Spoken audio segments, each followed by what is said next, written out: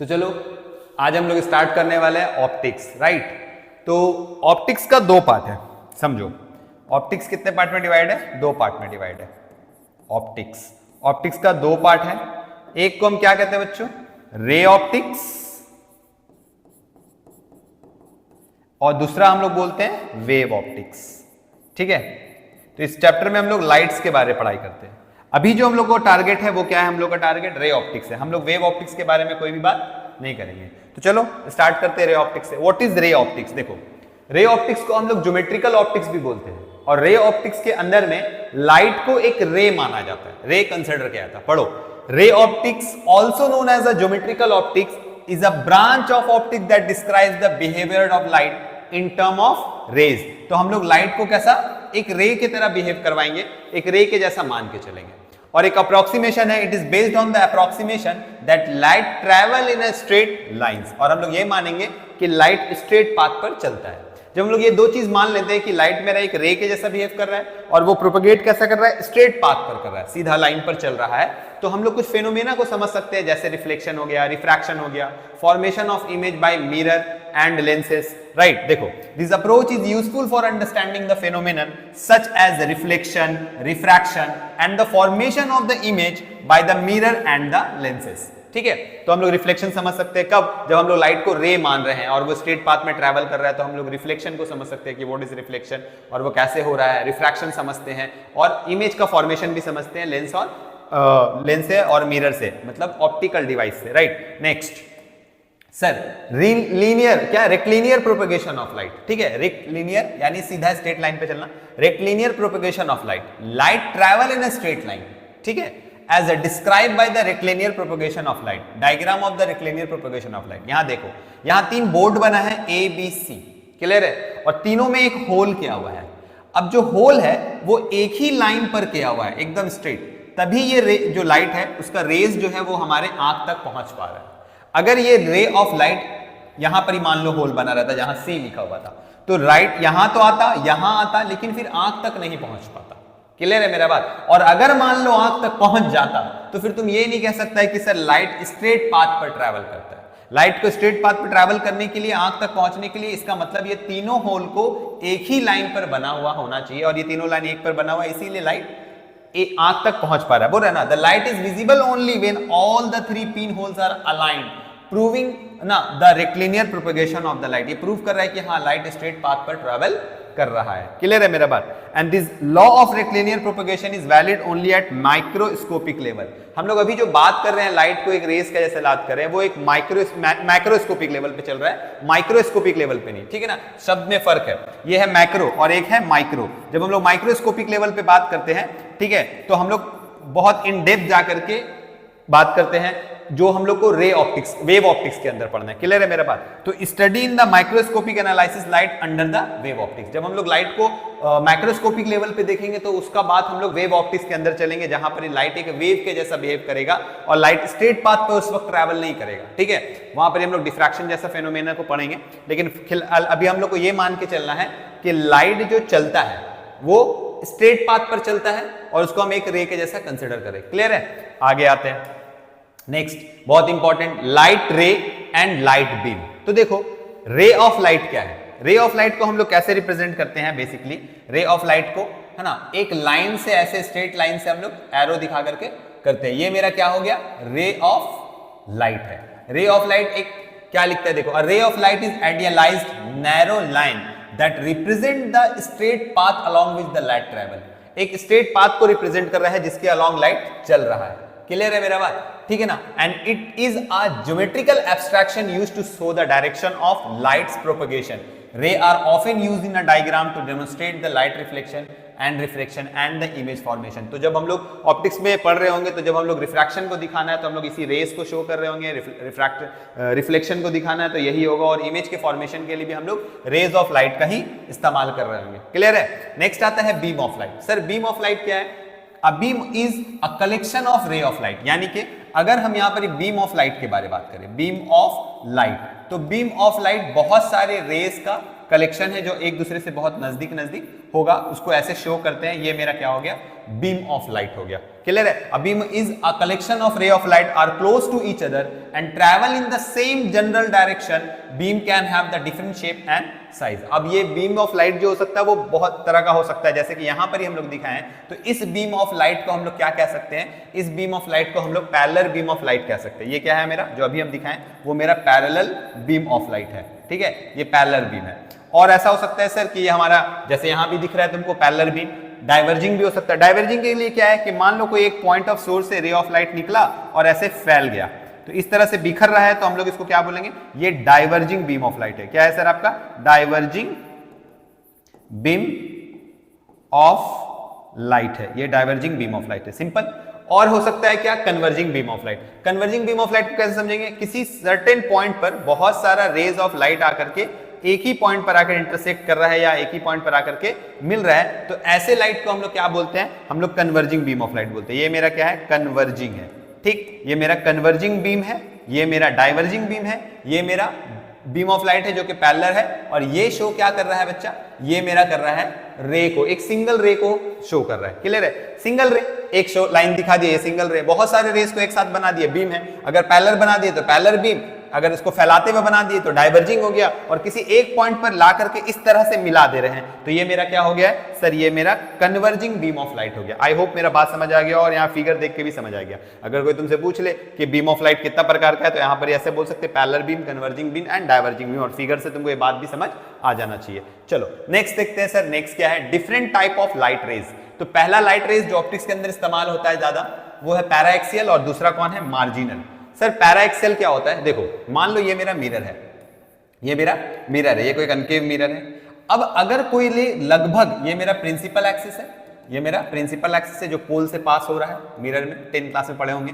तो अगर कोई रे लगभग मेरे प्रिंसिपल एक्सिस के पैरेलल आ रहा है, ठीक है, तो जब लगभग पैरेलल नहीं, मैं ये नहीं बोल रहा कि पूरा पैरेलल ही आ रहा है, लगभग पैरेलल आ रहा है, तो ऑब्वियस है वो क्या करेगा, बहुत छोटा एंगल सबटेंड करेगा। जैसा कि यहाँ पर फिगर दिख रहा है, ये रे ऑफ लाइट है, लगभग मेरे प्रिंसिपल एक्सिस के क्या आ रहा है, पैरेलल आ रहा है, और यहाँ पर एंगल क्या कर रहा है, बहुत छोटा बना रहा है। तो जब एंगल बहुत छोटा, कोई इंसिडेंट रे या कोई रे ऑप्टिकल डिवाइस पर बहुत छोटा एंगल सबटेंड करता है, तो उस रे को हम लोग क्या कहते हैं, पैराएक्सियल रेस कहते हैं। यहाँ पर एंगल क्या बन रहा है, बहुत छोटा। यहाँ पर भी एग्जांपल देख लो, इस लेंस के सामने, ये एक लेंस है हमारा कन्वेक्स लेंस, अब यहां से रेज आ रहा है, वो लगभग मेरे प्रिंसिपल एक्सिस के पैरेलल है, तो यहाँ पर जो एंगल सबटेंड कर रहा है वो एंगल क्या है, बहुत छोटा बना रहा है। तो जो एंगल छोटा बनता है तो हम रेस को क्या कहते हैं, पैराएक्सियल रेस कहते हैं। पढ़ो, विच ना paraxial rays which incident on an optical device very close to its principal axis and makes very small angle with its, है ना, which are nearly parallel to the principal, है ना, axis of the device, यानी इस device के principal axis के लगभग parallel होता है, तो हम लोग इसको क्या मानेंगे कि हाँ ये क्या है, हमारा पैराएक्सियल रेज है। मार्जिनल रेज के बारे में बात करेंगे तो कोई इंसिडेंट रे जो बड़ा एंगल सबटेंड करता है, जैसे ये मेरा मिरर है और यहाँ पर कोई रे आके इंसिडेंट होता है और ये एंगल बना रहा है, लेकिन ये एंगल बहुत ज्यादा छोटा नहीं होता है, तब हम उसको मार्जिनल रेज कहते हैं। और मार्जिनल रेज की वजह से जो इमेज बनता है वो डिस्टॉर्टेड होता है और ब्लर होता है। पढ़ो, these are the light rays which makes large angle to the principal axis of the optical device falling on it. Image formed by the marginal rays are blurred and distorted, right? So these rays are not generally used in the image formation. तो हम लोग image formation में marginal raise का इस्तेमाल नहीं करते हैं, हमेशा किसको लेके चलते हैं हम लोग, पैराएक्सियल रेज को चलते हैं। यानी रे ऑप्टिक्स जब हम लोग पढ़ रहे होंगे तो जो भी इंसिडेंट रे या रिफ्लेक्टेड रिफ्रैक्टेड रेज होगा वो हमको मान के चलना है वो पैराएक्सियल है, और पैराएक्सियल कितना एंगल बनाता है, बहुत छोटा एंगल बनाता है। नेक्स्ट, आई होप मेरा बात समझ आ रहा है। सर रिफ्लेक्शन ऑफ लाइट, ये तो तुम बचपन से पढ़ते हुए आ रहे हो, what is reflection of light, right? तो reflection of light is the phenomenon of bending of light, reflection of light is the phenomenon of bouncing back of the light in the same medium. Light के same medium में किसी surface से आकर टकरा के same medium में light का bounce हो जाना ही क्या कहलाता है, रिफ्लेक्शन कहलाता है। यहां पर क्या लिखा है देखो, whenever a light ray incident on a boundary to a media then a part of the light bounce back into the same medium. Clear है, सेम मीडियम में लाइट का आकर के बाउंस बैक कर जाना क्या कहलाता है, reflection. And this phenomenon of bouncing of light into the medium from which the light incident on the boundary is called the reflection, or we can say reflection of light is the phenomenon of change of the path of the light without any change in medium. medium के change हुए हुए light के path का change हो जाना, उसी medium में चले जाना क्या कहलाता है, रिफ्लेक्शन। अब ये देखो, जो मेरा पिंक वाला रे है वो मेरा इंसिडेंट रे है, और जो मेरा ग्रीन वाला रे है वो मेरा क्या है बाबू, वो मेरा रिफ्लेक्टेड रे है।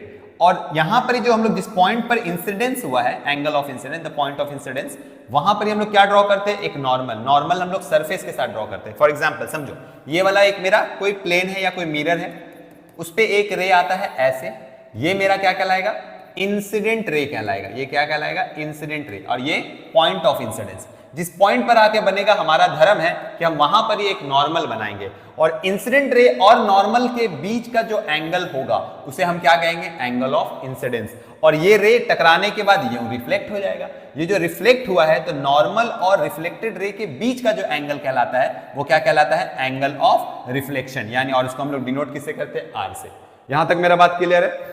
लाइट का जिस मीडियम से आ रहा है, टकराकर उसी मीडियम में रिटर्न हो जाना, ठीक है, दूसरे पाथ से, वो क्या कहलाता है, रिफ्लेक्शन कहलाता है। और जिस पॉइंट पर टकराता है वहां पर ही हम लोग हमेशा क्या बनाते हैं, वहां पर ही हम लोग नॉर्मल बनाते हैं। ये हमारा डॉटेड लाइन से जो दिखा रहा है वो नॉर्मल है। नॉर्मल वो सरफेस के साथ बनाता है। तो और angle of incidence is the angle between the incident रे and normal, and angle of reflection is the angle between the normal and reflection. याद रहे, जैसे कोई छोटा छोटा क्वेश्चन मैं इसमें पूछ सकता हूं। मान लो ये वाला मेरा सरफेस था, और जो रे आके यहाँ इंसिडेंट करता है, ये वाला एंगल अगर 30 है, तो ये वाला एंगल बताओ, बच्चों वाला सवाल। तो सर ये ऑब्वियस है 30 होगा। और फिर अगर हम तुमसे एक और सवाल कर ले कि सपोज ये इंसिडेंट रे है और ये नॉर्मल हो गया, ये इंसिडेंट रे मेरा मान लो कितना है, फिर से अगेन 30 है, तो व्हाट इज दिस एंगल, ये एंगल कितना होगा, तो ये एंगल 60 होगा, राइट। क्योंकि ये 30 तो ये 30, क्योंकि एंगल ऑफ इंसिडेंस और एंगल ऑफ रिफ्लेक्शन इक्वल होता है। और ये बचा कितना, ये क्योंकि ये परपेंडिकुलर था इस सरफेस के साथ, इस सरफेस के साथ परपेंडिकुलर था, इसलिए ये एंगल कितना हो जाएगा हम लोग का, 60 डिग्री हो जाएगा। तो इस चीज का ख्याल रखना है, क्लियर है। और सवाल कैसा पूछा जा सकता है, देखो सिंपल सिंपल सवाल बच्चों वाला, लाइक जैसे यहां पर एक सरफेस है और एक रे आकर के ऐसे इंसिडेंट होता है, एकदम स्ट्रेट इस पॉइंट पर आता है रे, आके इंसिडेंट होता है। तुमसे पूछा बताओ एंगल ऑफ इंसिडेंस क्या है, ठीक है। तो कुछ बच्चे यहां पर एंगल ऑफ इंसिडेंस 90 डिग्री बोल देते हैं। नहीं, ये एंगल ऑफ इंसिडेंस 90 डिग्री नहीं हुआ, क्योंकि ये इंसिडेंट रे और नॉर्मल के बीच का एंगल है। एंगल ऑफ इंसिडेंस का डिफिनेशन था एंगल ऑफ इंसिडेंस और नॉर्मल के बीच का, ये सरफेस के बीच का नहीं। तो हमको पहले क्या ड्रॉ करना पड़ेगा, एक नॉर्मल यहां ड्रॉ करना पड़ेगा। यहां पर हम क्या ड्रॉ करेंगे, एक नॉर्मल। तो देखो ये नॉर्मल और इंसिडेंट रे के बीच का एंगल कितना हो रहा है, 0 हो रहा है, दोनों पैरेलल है, एक ही पाथ पे है दोनों। तो एंगल ऑफ इंसिडेंस यहाँ 0 हो जाएगा, और एंगल ऑफ रिफ्रैक्शन भी इस केस में मेरा कितना हो जाएगा, 0। तो इस तरह से हम लोग एंगल ऑफ इंसिडेंस और एंगल ऑफ रिफ्लेक्शन को समझेंगे। अब टाइप ऑफ रिफ्लेक्शन के बारे में बात करें तो सर 2 प्रकार का रिफ्लेक्शन, एक रेगुलर है और एक इर्रेगुलर है। मान लो वो जो इंसिडेंट से रेज है वो आने के टकरा करके फिर वैसे ही पैरेलल बिल्कुल जा रहा है, तो इसको हम लोग रेगुलर बोलेंगे। और यहाँ देखो इंसिडेंट से टकराने के बाद सरफेस रफ होने के कारण, ठीक है, इर्रेगुलर होने के कारण ये जो मेरा रिफ्लेक्टेड रे है वो पैरेलल नहीं है बिल्कुल इसके जैसा, तो हम इसको इर्रेगुलर रिफ्लेक्शन बोलेंगे। क्लियर है मेरा बात, आगे बढ़ते हैं।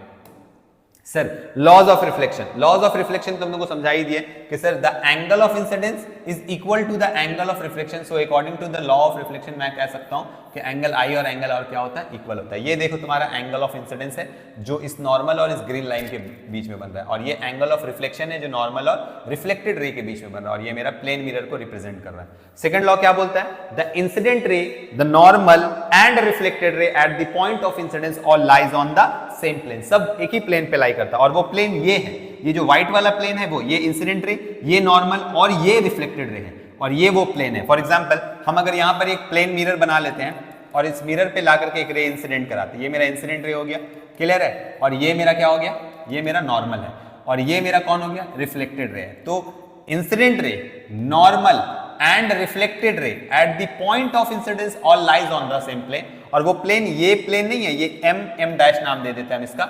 ये जो एम है वो एम डैश प्लेन नहीं है। प्लेन कौन है, प्लेन ये मेरा बोर्ड है, ठीक है, जिसपे इंसिडेंट रे, नॉर्मल और रिफ्लेक्टेड रे सब क्या कर रहा है, लाई कर रहा है। समझ आ गया बात, चलो सिंपल। नेक्स्ट ध्यान से देखते हैं sir, object and image in geometrical optics. Sir object किसको बोलते हैं, देखो ऑप्टिक्स के अंदर ऑब्जेक्ट वो है, मतलब तुम ऐसा समझो सारे इंसिडेंस रे, जब भी ऑब्जेक्ट का ख्याल आए तो तुम्हारे इंसिडेंस रे पे ध्यान होना चाहिए। सारे इंसिडेंस रे का पॉइंट ऑफ इंटरसेक्शन ही क्या कहलाता है। तुम इंसिडेंस रे को देखो और वो इंसिडेंट रे का जो पॉइंट ऑफ इंटरसेक्शन होगा वही मेरा ऑब्जेक्ट होगा। पढ़ो यहां पर, for any given optical device, किसी भी ऑप्टिकल डिवाइस के लिए ऑब्जेक्ट कौन है, an object is considered as the intersection point of all the what, incident ray. यानी कि ऑब्जेक्ट को जब भी सोचेंगे तो ऑब्जेक्ट का ताल्लुक किससे है, ऑब्जेक्ट का ताल्लुक हमेशा इंसिडेंट रे के साथ है। किसके साथ है? Incident ray. देखो, और इंसिडेंट रे का क्या? Point of intersection. किसका? Point of intersection. यानी अगर हमको बोले, मेरे को ऑब्जेक्ट के बारे में बात करें, तो ऑब्जेक्ट कौन होता है? इंसिडेंट रे का पॉइंट ऑफ इंटरसेक्शन ही हम लोग का क्या होता है? ऑब्जेक्ट होता है। अब ये देखो, based on the type of incidence रे। अब इंसिडेंट रे भी तो कई प्रकार का हो सकता है ना। कन्वर्जिंग इंसिडेंस रे हो सकता है, डाइवर्जिंग इंसिडेंस रे हो सकता है, पैरेलल इंसिडेंस रे हो सकता है। तो based on the type of incidence ray, है ना, on an optical device, object can be classified in 3 ways. Number 1, diverging incidence ray and optical device, ठीक है ना, ऑन ऑप्टिकल डिवाइस। तो ये देखो, ये जो रे है, मान लो ये सारा रेज है, ये मेरा मिरर है, सपोज ये मेरा एक मिरर बना लिया हम, ठीक है, ये मिरर है, और इस पे जो रेज आ रहा है वो कहीं ऐसे आ रहा है, ऐसे आ रहा है, ऐसे आ रहा है। ये सारा रेज मिरर के ऊपर कैसे आके टकरा रहा है? ऐसे आ रहा है। तो हम ये बोल सकते हैं सर ये कैसा है? डाइवर्जिंग है, फैलता हुआ। तो इस डाइवर्जिंग रेज का जो हम पीछे टानेंगे, जब हम इसको ऐसे करके कहीं ऐसे पीछे टानेंगे, तो ये जो जिस पॉइंट पर ये सारा रेज आकर इंटरसेक्ट कर जाएगा, वही पॉइंट मेरा क्या कहलाएगा? ऑब्जेक्ट। ये सारा इंसिडेंट रे, ये मेरा मिरर था, यहां पर देखो, ये मेरा क्या था? ये मेरा मिरर है, और इस मिरर के ऊपर आकर के कौन गिर रहा है? इस मिरर के ऊपर आकर के इंसिडेंस रे है। ये कैसा रे है? ये डाइवर्जिंग है, ये फैलता हुआ है। इस डाइवर्जिंग रे को जब हम पीछे ऐसे करके टानते हैं, तो जिस पॉइंट पर जाकर के इंटरसेक्ट होगा, यही वाला पॉइंट मेरा क्या कहलाएगा? ऑब्जेक्ट कहलाएगा। और ये क्योंकि एक्चुअली में कट रहा है, इसीलिए हम इसको क्या कहेंगे? रियल ऑब्जेक्ट है। जो मेरा इंसिडेंट रे है वो पीछे टानने से एक्चुअली कट रहा है, तो वो हम क्या कहेंगे? ये मेरा रियल ऑब्जेक्ट है। क्लियर है मेरे बात? इसीलिए क्या लिखा?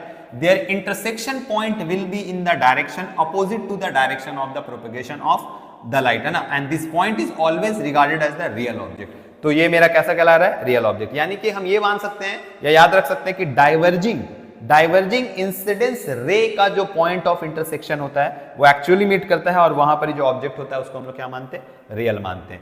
केस 2 लेते हैं सर, कन्वर्जिंग इंसिडेंट रे। तो देखो यहां पर एक मिरर है, समझो यहां पर क्या है सर? फिर से एक मिरर है मेरे पास, और यहां पर जो रे है वो आकर के ऐसे गिर रहा है, तो जाहिर है ऐसे आ रहा है। तो ये रेज कैसा लग रहा है? ये आकर के एक पॉइंट पर ऐसे कन्वर्ज हो रहा है, पर ये कहीं पर ही तो मिला नहीं, तो इसको आगे लेके जाते हैं मिरर के, इसके बाद तो ये रिफ्लेक्ट हो जाएगा। लेकिन अगर ये आगे मिलता, अगर ये आगे किसी पॉइंट ऑफ इंटरसेक्शन पे आकर के मीट कर रहा होता सब ऐसा, तो कहीं ऐसा आकर के मिल रहा होता, इस पॉइंट पर कन्वर्ज हो रहा होता। तो ये सारा इंसिडेंट रे जिस पॉइंट पर आकर के अगर मिलता तो कन्वर्ज होता तो इस पॉइंट पर, तो ये मेरा ऑब्जेक्ट, ये मेरा क्या कहलाएगा? ऑब्जेक्ट कहलाएगा। लेकिन ये कैसा ऑब्जेक्ट कहलाएगा? वर्चुअल ऑब्जेक्ट कहलाएगा, ठीक है। और ये सारा कौन सा रेज है? मेरा इंसिडेंस रे है, और नेचर कैसा है? कन्वर्जिंग। यानी कि किसी ऑप्टिकल डिवाइस पर अगर कन्वर्जिंग रे ऑफ लाइट्स आ रहा है, तो वो कन्वर्जिंग रे ऑफ लाइट तुमको वर्चुअल ऑब्जेक्ट देगा, और डाइवर्जिंग नेचर का जो रे ऑफ लाइट होगा वो तुमको क्या देगा? रियल ऑब्जेक्ट देगा। याद रहेगा? ये देखो, ये मेरा मिरर है, फिर से समझो, ये वाला मेरा क्या है? मिरर है, ये मेरा मिरर है, ठीक है, ये मेरा मिरर हो गया, और यहां पर ही रे आ रहा था, ये सारा कन्वर्जिंग नेचर का था। तो रे तो यहां से टकराने के बाद, इस मिरर से टकराने के बाद क्या होगा? इस मिरर से टकराने के बाद रिफ्लेक्ट होकर इधर ही आ जाएगा। तो अगर मान लो ये मिलता, तो कहां मिलता? मिरर के पीछे मिलता। मिला तो नहीं, एक्चुअली मीट तो नहीं कर रहा, अपेयर टू मीट है ये। तो अगर हम अपेयर टू मीट करा रहे हैं, तो ये मेरे लिए कैसा बिहेव करेगा? एक वर्चुअल ऑब्जेक्ट का जैसा बिहेव करेगा। Crystal clear? आगे आते हैं सर। अब आता है parallel incident ray. Parallel incident ray अगर कभी भी आ रहा है, ना कन्वर्जिंग है ना डाइवर्जिंग है, तो किसी भी पॉइंट ऑफ इंटरसेक्शन पे तो मिलेगा नहीं। ये इंसिडेंट रे है मान लो, तो ये किसी जगह पे मिलेगा नहीं, तो हम लोग मानेंगे कि जो मेरा ऑब्जेक्ट है वो कहाँ रखा हुआ है? इन्फिनिटी पे, और उसके नेचर के बारे में हम बात नहीं कर सकते कि वो रियल है या वर्चुअल है। क्लियर है मेरा बात? याद रखो, अगर मेरा रेज कैसा था? अगर मेरा रेज डाइवर्जिंग था, अगर मेरा इंसिडेंट रे डाइवर्जिंग नेचर का था, तो मेरा जो ऑब्जेक्ट था वो कैसा था बच्चा? रियल था, जो तुमने पीछे देखा, ठीक। और अगर मेरा रेस कन्वर्जिंग था, तो कन्वर्जिंग नेचर में हम लोग क्या कहेंगे? सर वो ऑब्जेक्ट मेरा कैसा है? ऑब्जेक्ट वर्चुअल मान रहे थे, ठीक है, वर्चुअल था, समझ जाएंगे। और अगर मेरा रेस पैरेलल है, अगर मेरा रेस पैरेलल है, तो सर हम लोग क्या बोलेंगे? ऑब्जेक्ट इन्फिनिटी पे है, ऑब्जेक्ट इन्फिनिटी पे है, और उसका कोई नेचर के बारे में बात नहीं करेंगे, ठीक है ना। Do not talk about nature, तो तुम उसके नेचर के बारे में do not talk about nature. तुम उसके नेचर के बारे में कोई बात नहीं करोगे, वो रियल है या वर्चुअल है, तुम उसके बारे में कोई बात नहीं करोगे। क्लियर है मेरा बात? यहां तक समझ आ रहा होगा। देखो यहाँ लिखा है, so we when object is at infinity we do not talk about its nature whether it is real और वर्चुअल। आई होप मेरा बात समझ आ गया होगा। अगर डाइवर्जिंग है तो रियल बोलना है, अगर कन्वर्जिंग है तो वर्चुअल, और अगर पैरेलल है तो ये, और तुम्हें ये इमेजिन भी करना आना चाहिए। Next sir image. अब इमेज किसको बोलते हैं? जब इमेज का ताल्लुक रिफ्लेक्टेड रे से है, जबकि ऑब्जेक्ट का ताल्लुक इंसिडेंट रे से है। ठीक है, एकदम क्लियर। इमेज के बारे में बोल रहा है, फॉर एनी ऑप्टिकल डिवाइस, किसी भी ऑप्टिकल डिवाइस के लिए an image is considered as the intersection point of all the reflected ray. किसका? रिफ्लेक्टेड रे के बारे में बोला, मतलब इंटरसेक्शन पॉइंट जहां पर सारे रिफ्लेक्टेड रे मिल रहे होंगे वही मेरा इमेज होगा। और रिफ्रैक्टेड रे भी बोल सकते हैं। ठीक है, जब रिफ्रैक्शन पढ़ रहे होंगे तो वहां पर रिफ्रैक्टेड रे मिलेगा या रिफ्लेक्टेड रे मिलेगा, फ्रॉम द रिफ्लेक्टिंग और रिफ्रैक्टिंग सरफेस, राइट। अब केस 1, डाइवर्जिंग रिफ्लेक्टेड और रिफ्रैक्टेड रे। अगर मेरा रिफ्रैक्टेड रे डाइवर्जिंग नेचर का है, फॉर एग्जांपल यहां देखो, अच्छे से समझिए इस बात को। ये मेरा एक ऑब्जेक्ट है, ठीक है, और यहां पर ही ये मेरा मिरर है, ये मेरा मिरर है। अब इस मिरर को नोटिस करो, इस मिरर से जो रेज निकल रहा है वो क्या है? वो रिफ्लेक्टेड है। ठीक है, ये आया होगा, टकरा करके रिफ्लेक्ट हो रहा है, और रिफ्लेक्ट भी हो रहा है तो कैसा नेचर का है?